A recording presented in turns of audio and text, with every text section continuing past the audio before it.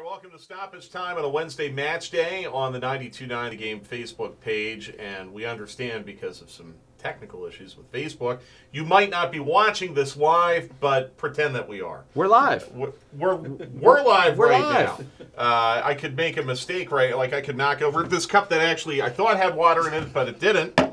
And you see, that's what happens when you do live TV. So we're live right now, right? Like I can do this. By the way, did you notice Aaron's, by the way, is our presenting sponsor of Stoppage Time, where, of course, you will find the perfect choice for your budget and style with top-name brands in furniture, electronics, and appliances. Get started at Aaron's.com or visit one of any 47 Aaron's locations across the Atlanta area. Mike Conti, Jason Longshore, Jimmy Vance. It is a match day. And we're going to get to what's coming up with Rayados tonight on Star 94.1 in a little bit. But let's start with what happened on Sunday. And it's funny, guys, because I was walking around the office here on Monday, and a couple people pulled me aside and goes, man, that was a really tough loss. I didn't see us losing to Cincinnati. And I thought that was telling.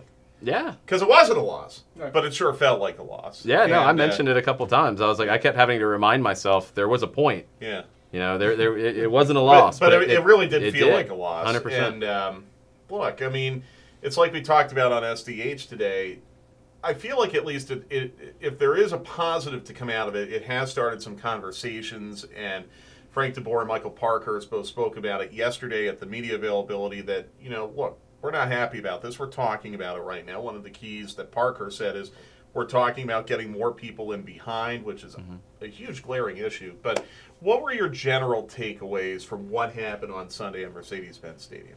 Too much of the same tempo, and everything felt safe. And that was the biggest thing that I think affected why Atlanta couldn't create many chances. It was play the simple pass, play the short pass, play the easy pass, don't risk anything. And you got what you got. I think you got a team that looked like it was thinking too much when it was playing. And this team plays best when it's freewheeling, when it's off the cuff a little bit, when it's out in open spaces. We didn't get any of that Sunday. What do you think, Jim? I just thought what struck me was the energy. It was lacking in that match, and I was really surprised. I don't know how you guys were. I was surprised at the starting 11.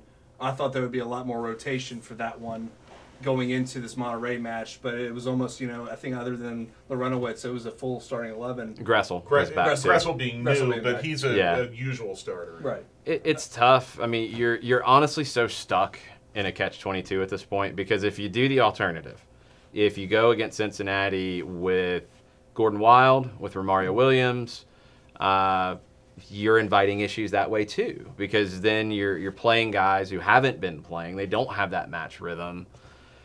There's not an easy answer to the schedule that you have right now. And I think either way brings up risk. I understand what Frank DeBoer mentioned after the match. I think he was frustrated, and maybe some of the comments kind of came out that way a little bit. But he mentioned it's the home opener. The fans, 70,000 strong, want to see the Stars.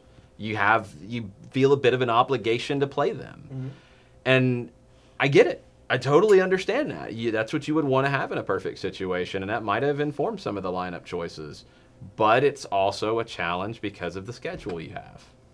The lack of changes in tempo, I think, had a lot to do with just not having the legs. And I feel like we have to be a little bit realistic about where this club is right now with match congestion. The travel has been burdensome. Yep. You embrace the opportunity to play in the CONCACAF Champions League, play in international competition, but the travel's been burdensome. And if you are of the belief that a soccer team, the day after a match, the guys that play basically do regen, they work around with resistance bands, you don't really do a full training. No.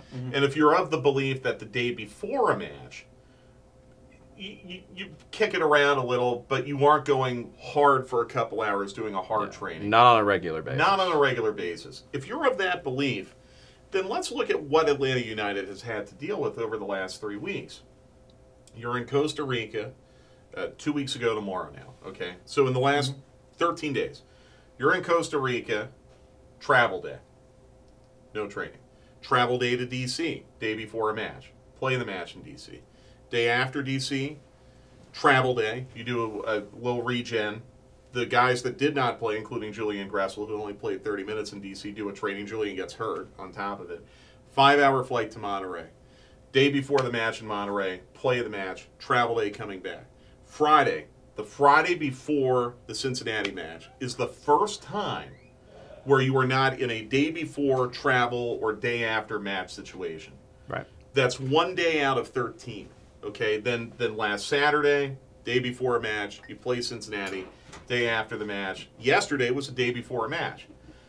And this goes to a point that you made on the full-time report on Sunday. You can't get better if you can't train. Right. And look at things are similar, things are different. There are some similarities with personnel. There are differences in what you've got with a new manager. Subtle difference in formation, but maybe a new philosophy. Mm-hmm. You can't build the chemistry if you can't train. You can't. I don't feel like you can build chemistry solely through playing matches. You've got to have that time together. Your matches become your training because that's what it is. And it looks like it, doesn't it? Yeah, you can only talk about what you want to work on. You can show video. You can say, this didn't go well last match, let's fix it. You don't have a training session to work on fixing it. You have to go do it in the match on the fly. It's tough.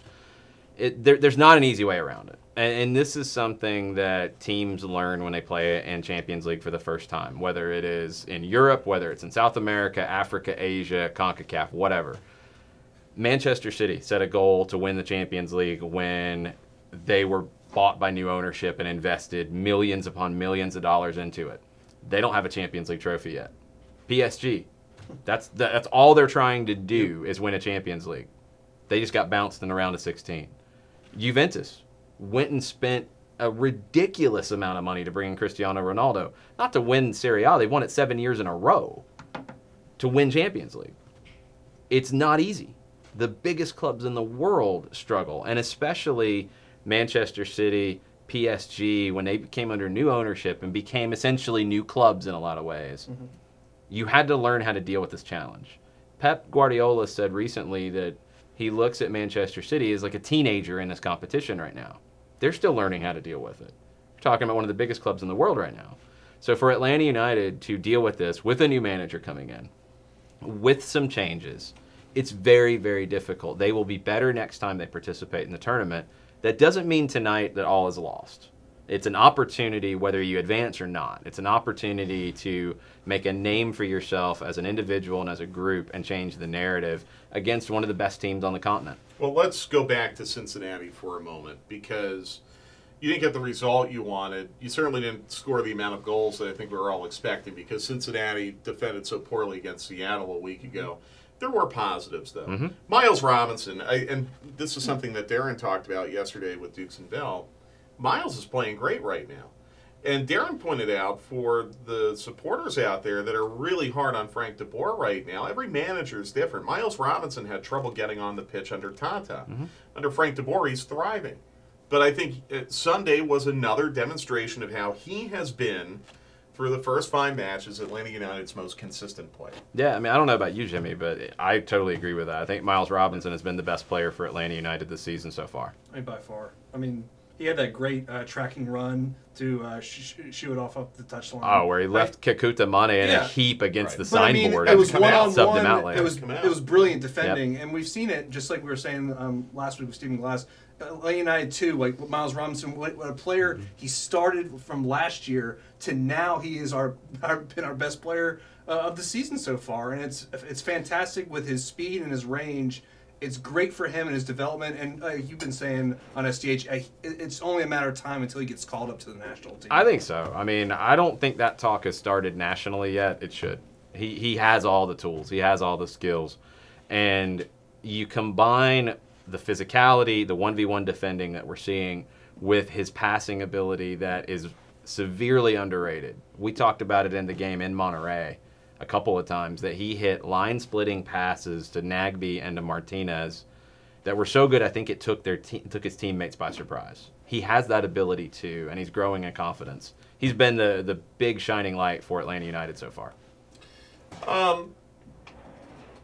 Let's switch gears a little bit as we talk about Cincinnati, but I think also looking forward to tonight and then to Sunday. There's been a lot of discussion about Atlanta United not being able to break down Cincinnati, not able to get anyone behind, not able to really create a good scoring chance off anything other than a set piece. And by the way, they did have two pretty good corner kicks in the second half where on one occasion, Jeff Lorenowitz either barely touched it or just missed it. You didn't have anyone crashing on the back post. So you did have some opportunities in the second half. I think that's been forgotten. But let's go to the whiteboard here and what do you think? Like, what has been the problem with Atlanta United not being able to get people in behind that back line in the final third and make things work? So, look, before we go, Cincinnati gave up the goal early.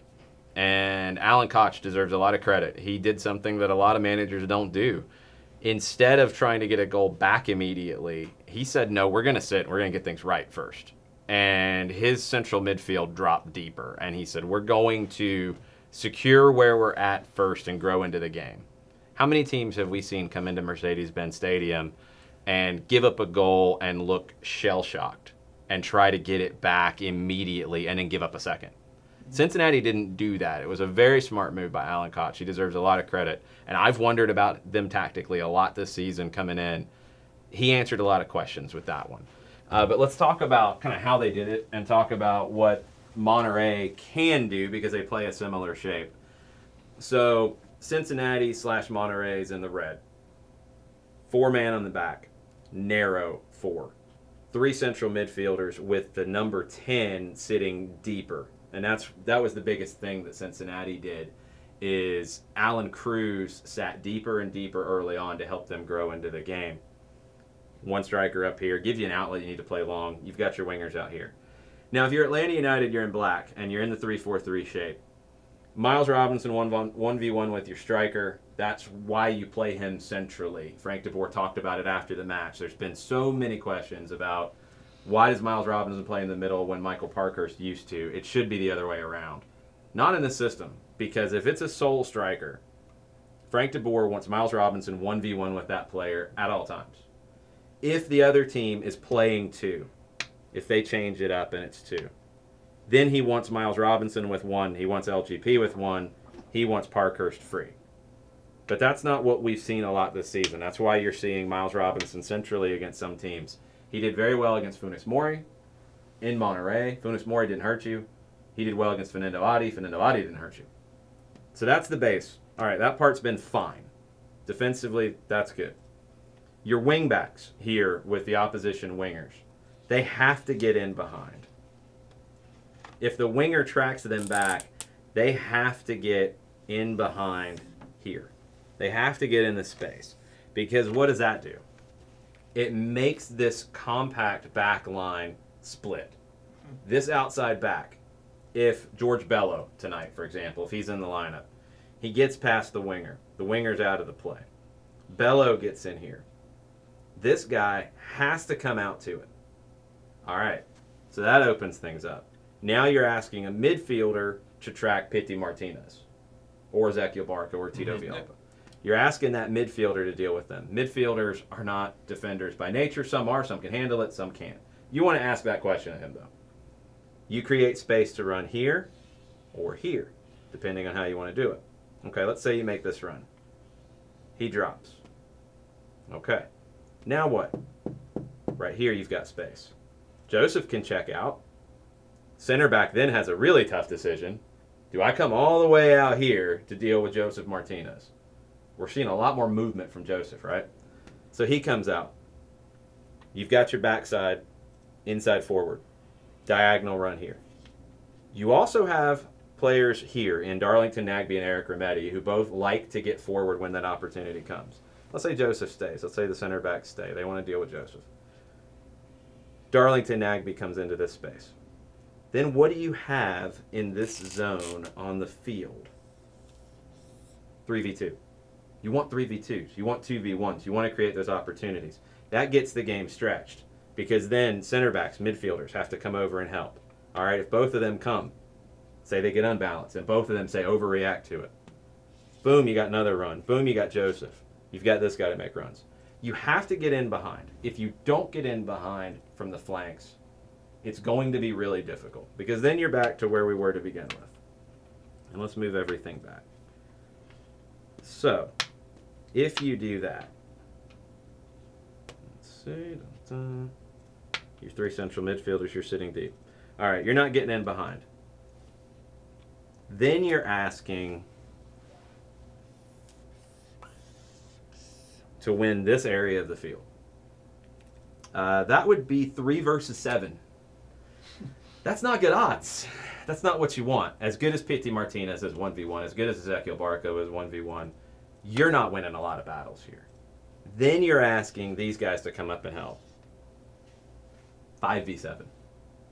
What happens when you win the ball here? Or what happens, you take a shot, goalkeeper wins it right here. Then what happens? Who's got that? Nobody, because your midfielders have stepped up to try to help your 3v7. Then you got to break. What happens if your wingbacks go and the ball turns over? Then you've got to break. Does this look a little familiar to what happened late in the match against Cincinnati? Mm-hmm. Kenny Safe gets the ball here, and they were a little deeper, not much. Dressel was here, kind of on an island. You had Kenny Safe, who was your winger, get the ball. Shea was beaten. He's 1v1 with LGP. And the way this went down was Safe gets it, turns inside. LGP's out of the play. Fernando Adi makes his run. Miles, I thought from the angles I saw that Miles was in the passing lane here. I thought he had Fernando Adi handled. But you have the run from the backside. Parkhurst saw Adi step central, through ball from Safe in between Lamazin. That's how it can break down. When you're getting 3v7 and it's not working, you're running into a brick wall. So then you commit more numbers forward into that space. You're not going to win through that space if a team's going to sit back deep. The way you do, you get in behind on the outside. So how much does getting George Bello back potentially tonight help that? Massive, because he can get in behind a back line, because there's a couple ways to do it. So let's get back to where we were. Let's say Monterey is going to be a little tentative early because they don't want to run themselves into the ground with a big league match coming up this weekend. So, all right, you're back to your base here. You can get George Bello in behind a couple different ways. When the possession is here, because this is where you can rack up a lot of possession percentages. You're 5v1 in the middle. You've got the ball all day long. But if you're playing here, you're not going to score many goals. You can play Bello and have him win 1v1 battles in this space. And he can do that. We've seen it. You can also play that long diagonal that was so effective last year from Parkhurst, from LGP. And Gressel can get in behind too. He's not quite as dynamic getting in behind, but he can do it. His movement off the ball is very good. You hit those long diagonals into the corners. So let's keep with Bello. Parkhurst or Robinson, whoever's here. You hit that ball here. You have a couple different things that can happen. One, your winger's going to have to drop. That takes him out of a quick break. Two, your outside back stretches here. You create space here. Just opening the play up a little bit more, even if Bello doesn't get on the end of it. Say it's one right here. Then what happens? Press, step, step, step, step, step. Make it difficult to play out. But you've got to have that penetration from the wings to make any of those things happen. If you don't, you're playing 3v7 in the middle of the field. You're not winning those battles. That's a good point, though. And I think the one thing that a lot of people have elected to overlook, maybe not even intentionally, this very difficult start for Atlanta United is Escobar hasn't played a minute. He stretches it. And 100%. And Bello, too. And he's only played one match. Breck Shea's not a guy who stretches the field. Right. Julian Gressel can... But it's not his naturally. game, It's right? not natural. He stretches the field with his passing range more than making those runs. Right. Well, the long story short is getting Bello and Escobar back will help, but there are still a lot of other unanswered questions about Atlanta United too. And speaking of questions, let's get to some of your questions now. And I don't know if we're live or not on Facebook. I don't think we are, but we still have questions because our fans are wonderful. So let's get. They find us. They find us somehow. So let's get to the fan questions brought to you by Country Financial. Don't get overwhelmed. Get started right now at TakeSimpleSteps.com. Jimmy. Guys, we've got one from Twitter.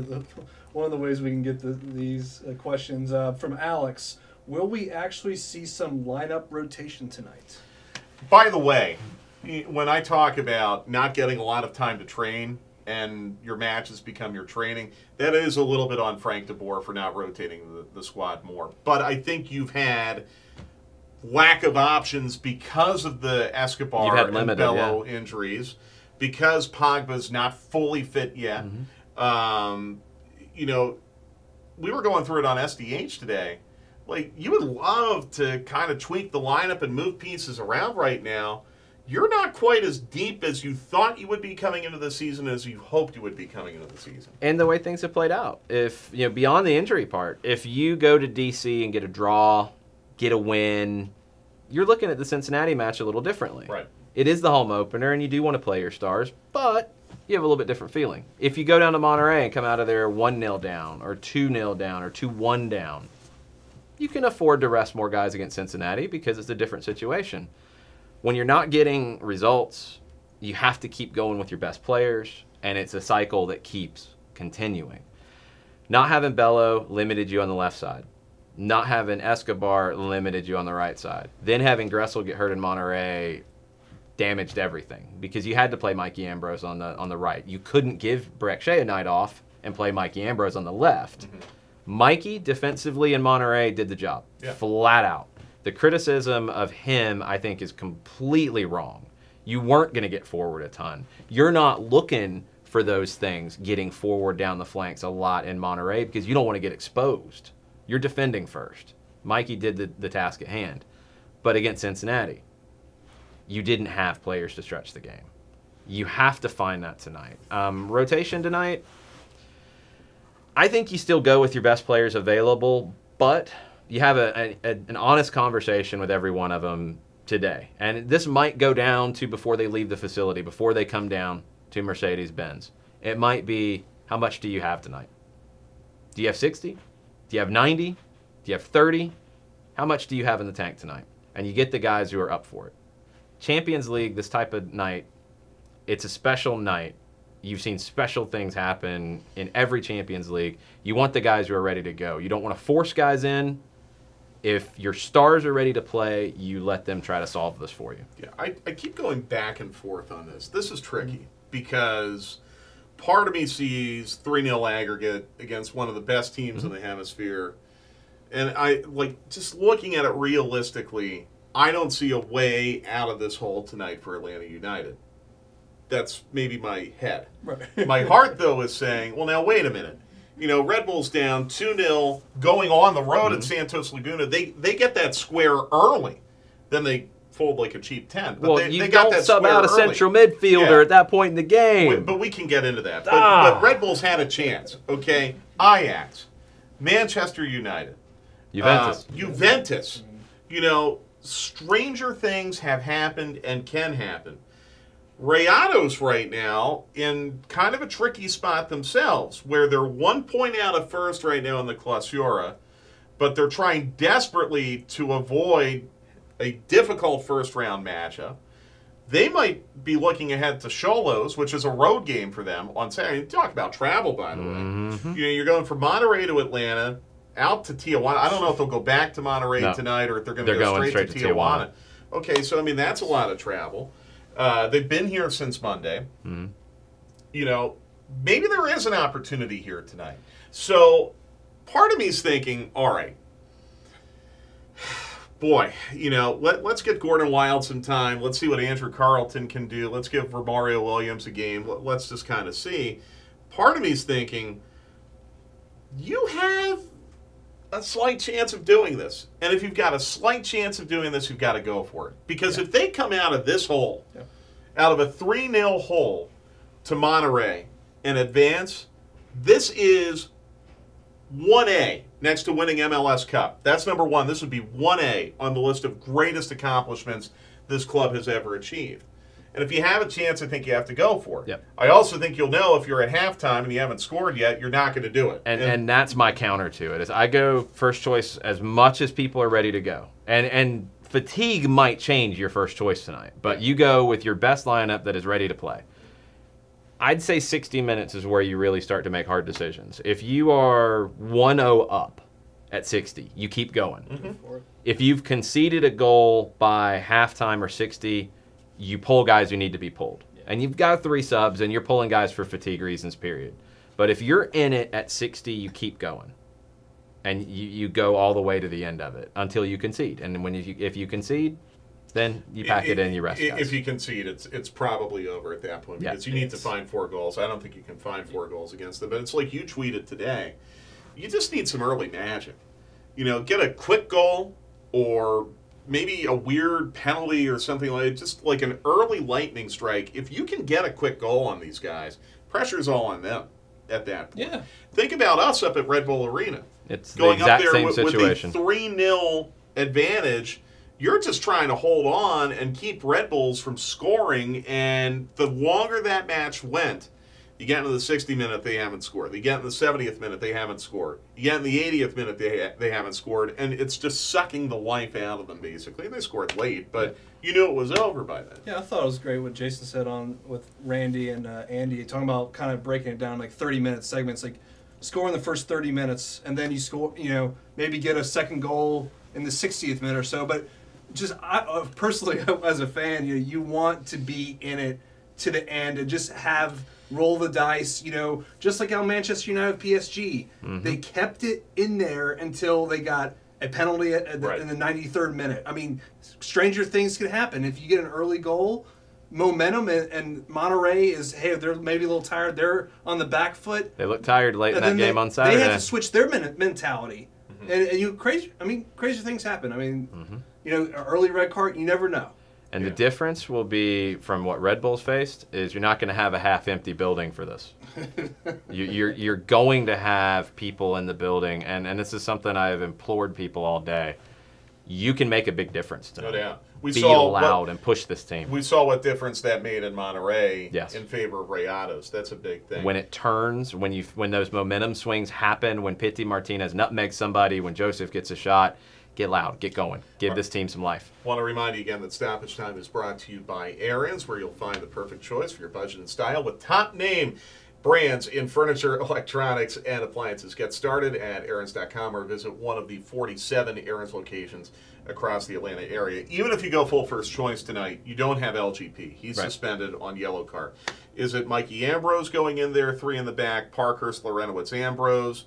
Is it Florentine Pogba? Saw him. I think Robinson's in there. You think Robinson's in there? Yeah, I think Robinson's in there. No All right, question. so it's Robinson, Parkhurst, Lorenowitz. You think that would be the 3? For me, it's Robinson for sure, no questions asked. It's Parkhurst if he's ready to go. Okay. What if he's not? If he's not, you probably go Lorenowitz back there because I think if Pogba can give you 60, you probably take it. If he's not comfortable to do that, and he had blisters in the match against Hartford on the weekend, if he's not, it's Ambrose. It's Ambrose, Robinson, Parkhurst, or it's Pogba, Robinson, Parkhurst. If Parkhurst can't go, it's Lorenowitz. Okay. I'd love to have Lorenowitz in the midfield for Rometty because I think Rometty would be the other big fatigue question I have. Could you go Kratz-Nagbe in the midfield? If you're worried about that. You could, but that would be last resort. Rometty feels like he's starting to fade a little bit just with fatigue. And he might have recovered. He might be good to go tonight. Yeah. You'd love to have him because he's the one when we talked about 3v7 or making those late runs, he's so good at it. I feel like we kind of forget, like we assume Rometty's like 40 years old. He's this grizzled veteran. He's only 24 years old. Yeah. He's not that old, and no. He's got fresh legs. He's only 3 years older than Miles Robinson. Yeah. So. Look, when you get in these situations, you have to be able to improvise because you're going to have tired legs. You're going to have suspensions. You're going to have these things come up. You have to deal with it. And that's really, really tough for Frank de Boer right now because he doesn't have years and years with this squad to rely upon. You know, he hasn't seen Mikey Ambrose in that situation until Monterey last time around. But I think now he feels like, hey, if I've got to turn to Mikey, I'm turning to Mikey and it's all good. Can he turn to him as a center back? That's an even bigger ask than playing on the right side. But against a Monterey team that I'm not expecting to throw a lot forward, I think you can get away with it a little bit. And if you go back to the 3v7 type of situation, the other way you flip this, and we saw it last year a ton, if a team's going to sit deep on you and you have 3 in the back, you have center backs who can step forward and change the play. Mikey Ambrose is a guy who can do that if he's a center back tonight. If you think they're going to sit and you've got Miles Robinson on Funes Mori and that's your best matchup, you're going to go with it, Mikey Ambrose is going to be free a lot of times. And I think Atlanta United, for the most part, did a good job of limiting chances in Monterey, except for the final 10 minutes. They did a really good job. When things started to fade. In open play for 80 minutes, Atlanta United was fine, especially defending. Now, again, you don't have LGP tonight. That's a blow. But I actually somewhat believe that Atlanta United, again, can limit the chances for Baravero. Well, he's their keeper. He won't have any chances. Hopefully not. Pabon, Funes Mori. Maxi Meza really didn't do anything in that match. Nothing that really scared you. So maybe I'm overly optimistic. But I think Atlanta United showed that in open play, they can lock these guys down pretty well. Yeah, you chop it up into 30-minute segments. You win each 30-minute segment. That you do that, you're going to penalties. And you have to get to that point before you can think about a fourth goal. And this is where I think the Red Bulls really messed up last night. They got 2 goals early. They made it a brand new series with 80 minutes left. It's 0-0 at 80 minutes. You're level completely. You get to the 65-minute mark in the second half, and you pull a midfielder and bring on an attacking player, and it all fell apart. You have to make that decision at the right time. I think on the road, they couldn't do that. Going to penalties was their way to have a chance. Right. At home, Atlanta United will have a different set of decisions, but you don't want to get too risky too early. You've got to get to where you have that shot first. You get to 2 goals at the 75, 80-minute mark, and let's say it's Lorenowitz and Nagby as your 2 central midfielders. You pull Jeff, you move Barco into the midfield, you bring on another forward, and you just go. And you just hope for magic. And then if you concede, you concede. But you don't do it at 65. Like, you've got to manage the whole 180 minutes I'll tell correctly. you what, that building would be rocking if that scenario played out, where it's 2-0 in the 75th minute. Yeah. That's where the crowd really becomes a factor, because all the pressure would be on Monterey at that point. Yep. Remember, too, Monterey 7-1-1 all time against MLS in this competition.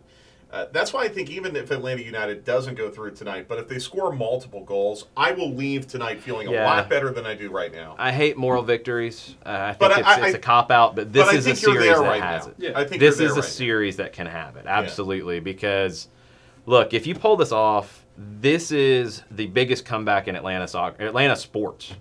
The Braves have never been 3-0 down and came back. They were never 2-0 down in a best-of-5 to come back. The Hawks never came back from a 3-0 down or a 3-1 down even. Like, the Falcons never had that magical playoff come-from-behind win. I mean, the Seattle one where it flipped late, they blew the lead. That's different. So that's how we do it here. We blow leads and then come back. So right now, you got nothing to lose. You go out there, you get a couple of goals, you flip this on its head, and you could have a magical night. Now, that actually has me really fired up now. I mean, that's what I've been trying to do all day. Let's do this. And I'll admit, I'll fully own it, that I really, coming into today, even coming into maybe this afternoon, was very pessimistic about this. I'll say realistic, but just thinking there wasn't really much of a chance. The more and more I'm listening to you, the more and more I'm getting fired up. It'd be one of the biggest comebacks in MLS history, too. I mean, it would be huge for the league. And you also, it would set up the possibility then, you already have Tigres going through against Santos Laguna in one half of the bracket. It would set you up maybe for Atlanta United against Kansas City in the other half. And you would have, for the second straight year, MLS against Liga MX in the final, which would be great. Can we get momentarily into the Darren Eales comment yesterday about MLS being at a competitive disadvantage right now in the CONCACAF Champions League, and then we're going to look ahead to Philadelphia. I thought Taylor Twellman reiterated on the morning show, talking about how much Monterey, it's 3 times our value of our. I mean, so right, it is what it is. Yeah. So what's the fix? What can we? What's the fix? I mean, open up the purse strings. I mean, yeah, but how? Like, do you go 4th designated player? Do you expand the salary cap? Do you just do away with the salary cap? That's just me. Whatever you do, it's across the board. I've seen people suggest, like, if you're in CONCACAF Champions League, you get more money to work with. Well, then not you fair. mess up the competitive balance. Yeah. So, look, Monterey is not your typical Liga MX team, first off. That's something that people need to understand. Monterey is stretching what Mexican teams are doing. Monterey set their record in the last year for intra-league transfer, Pizarro from Chivas. Mm-hmm. They set their record for external transfer coming in Maxi Meza. Yeah. They're spending crazy money in Mexico. Other clubs in Mexico are like, hey, we can't keep up with that. Mm-hmm. So they're a special case. Atlanta is kind of that in MLS right now with what they're spending on their designated players. But they're restricted in the rest of the roster. There's 2 issues. You have to spend more because you have to build more depth. Monterey has 14 players who have played internationally with national teams. Atlanta has 6, 7, maybe 8.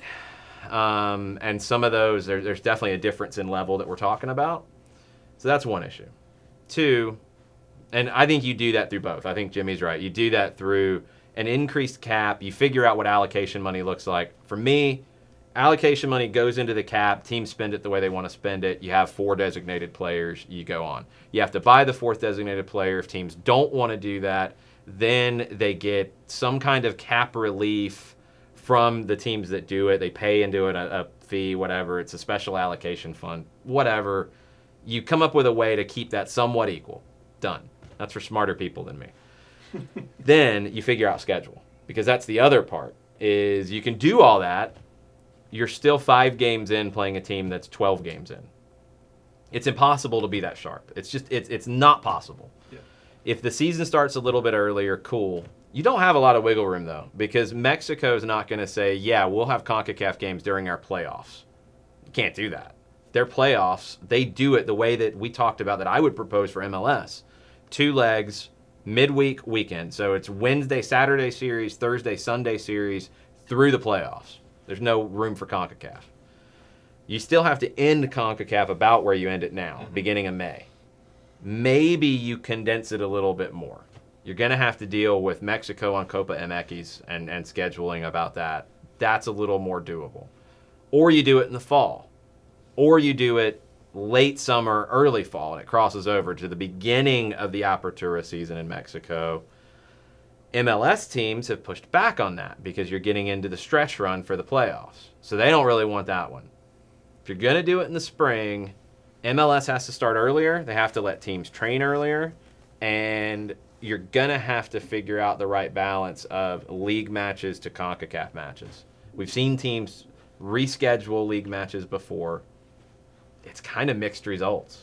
I mean, Toronto rescheduled games last year. It hurt them in league later. It helped them, I guess, some in CONCACAF, but that was a veteran team. I don't know if that would help Atlanta in the situation. You don't think the format of the tournament can be tweaked in any way to maybe shorten it a little bit? Like, you wouldn't want to go back to straight knockout or No, you got to do 2 legs. I mean, there's nothing else you can do with that, and I don't think you cut it back to just a quarterfinal, semifinal, final. It's not fair to the rest of CONCACAF. You have to have the Independientes, the Heredianos, the Saprissias. Well, that's the other thing, too. It's not just Liga MX that you're worried about. It's Costa Rica, it's Guatemala, it's Dominican Republic. You're dealing with all the domestic leagues. You have to find that balance because CONCACAF is run by Mexico, United States, Canada.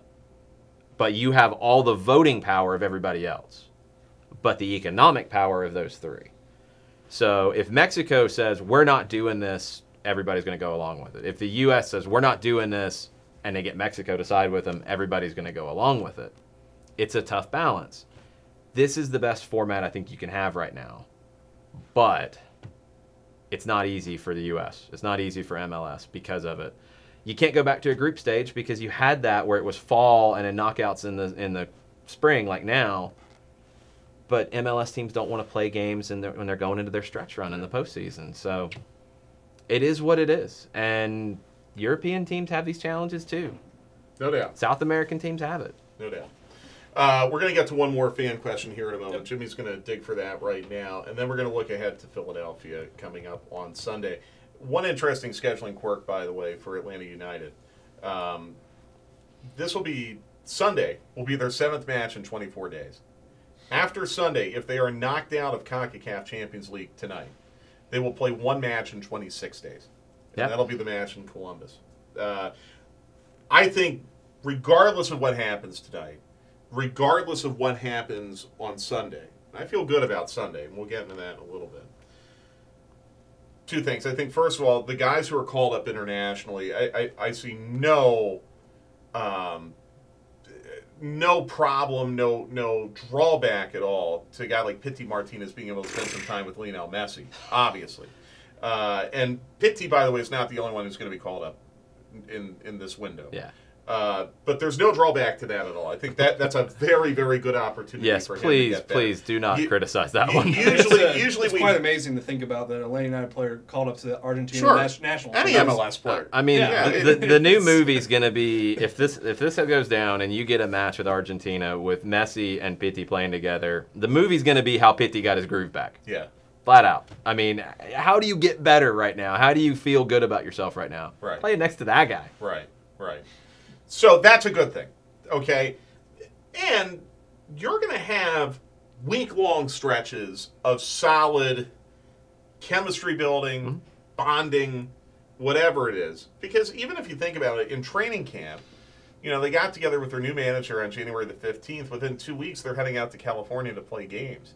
So this is why I feel a little bit better about what's to come for Atlanta United and why I feel like, and I had to be talked out of this morning on SDH, I feel like now, okay, maybe it is reasonable if you go to Michael Parkhurst and say, we're going to need you for 90 more.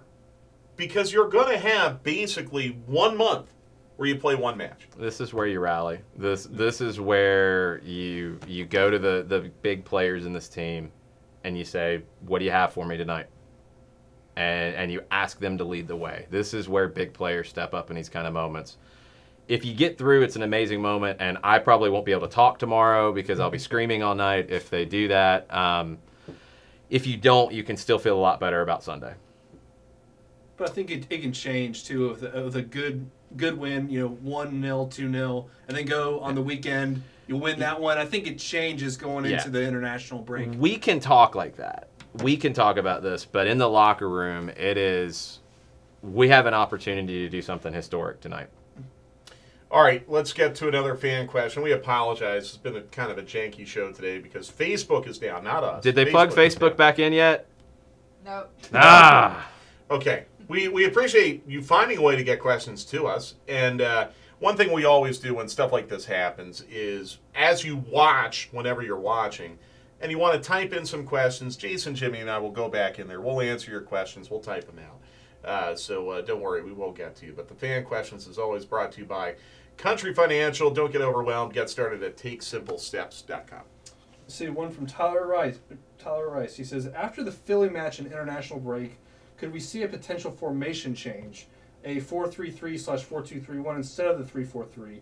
Just seems like the midfield is getting outnumbered at times when relying so much on only two central midfielders. Tyler didn't get to watch the whiteboard segment, so I'm going to give him a pass. You could, because you're always going to move things around to find what's working best, but you don't have to.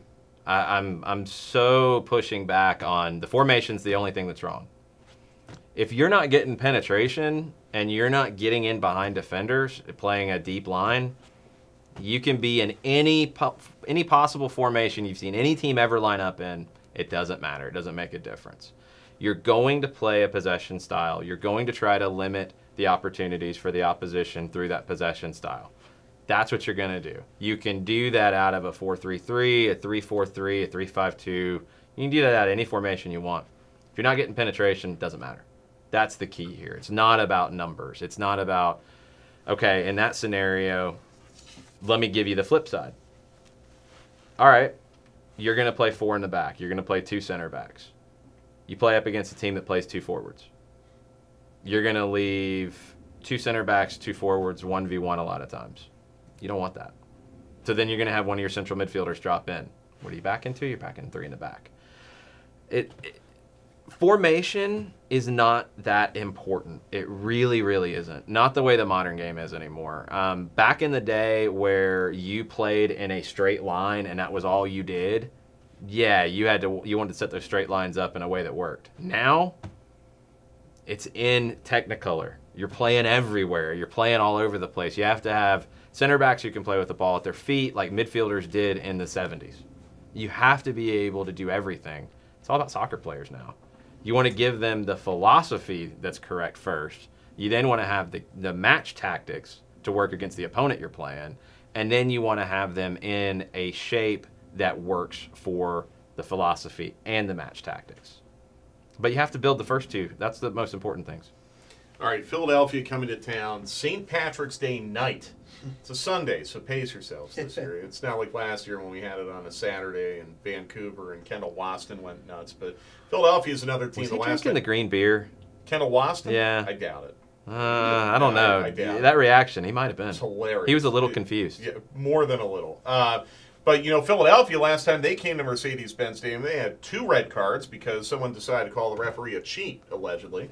And Harris Medunian is back with them, but their best player is out on red card, and they're struggling. He can drink the green beer. Fabian can drink the green beer. If he comes to Atlanta, I doubt he will because he's on red card, so he can't play. But it's a struggling team that made some moves in the offseason. One of those moves now we don't even get to see on Sunday. I feel really good about Atlanta United in that spot, perhaps even a little bit better than I felt about them against Cincinnati, because the one thing we know about Jim Curtin, twice last year against Atlanta United, to his credit, he decided to play wide open, not park the bus, not load the box or anything like that. At their own peril, they tried to play wide open against Atlanta United. They got burned in 2 losses, but playing 9 on 11, they actually look kind of sporty against Atlanta United. First half in Philadelphia was wide open too. Yeah. If they'd converted their chances, that's the thing about Philly the last 2 years. They're not converting chances. Last year they should have scored 7 or 8 more goals than they did according to expected goals. So far this year, they have the highest expected goal total in the league, and they have 1 goal. They should have scored, I think, 4.5. Yeah. They're not converting. But Philly is also a prime example of formation is not as important because they are shifting to a 4-4-2 diamond. They played 4-2-3-1 under Jim Curtin historically. Ernst Tanner, the sporting director, wants them in a 4-4-2 diamond. It's not working. Harris Medunjan's by himself. He's not getting the support. They had to make a change. Warren Creval came into the lineup in the second match. Better until Fabian stomped on Johnny Russell. That's kind of a problem. It was better up until that point because he was dropping. The shape looked a little more coherent. You go back and look at the average positions of the players in the first game against Toronto. Your back 2 center backs make sense. Nothing else made sense. It's like dots on a page all over the place. It's better, but who's going to pull the strings? That's the question I have. Or are they going to say, you know what, we're going to get out of this. We have to play a 4-4-2, and we're going to do what Cincinnati did and play a 4-2-3-1. I don't know. We'll see. What do you think, Jim? I like our chances in this one to really kind of erase that memory of FC Cincinnati and the style and speed it up more. I think we'll have a point to prove going into the international break and hopefully score a couple goals and hopefully get a clean sheet as well. Do you feel like it's a must-win? Yeah. Sunday? I mean, like, true must-win. Yes, I think. I mean, must win, but I think it's a big one. Not what I thought it was at the beginning of the year. As must-win as a game in March can be. I mean, it's not must-win like. Oh, I mean, for me, end of the season. Yes, because you got to win your home game. You got to Right. win your home matches in MLS. I mean, I can't expect us to go on the road like last year and have that a road record. 100%. We need like the FC Cincinnati. Those are drop points. You have to win your home matches in this league to be in contention and get a home match for the playoffs. I wanted to pull up this Darren Eales quote from yesterday on Dukes and Bells just to make sure I have it right. Sometimes Darren is cryptic without realizing how cryptic he really is. He said, tomorrow, and he said this yesterday, tomorrow is a tough game because Monterrey are a great side. We have a Philly game this weekend in front of our fans where we hope to see that attacking football that we're used to.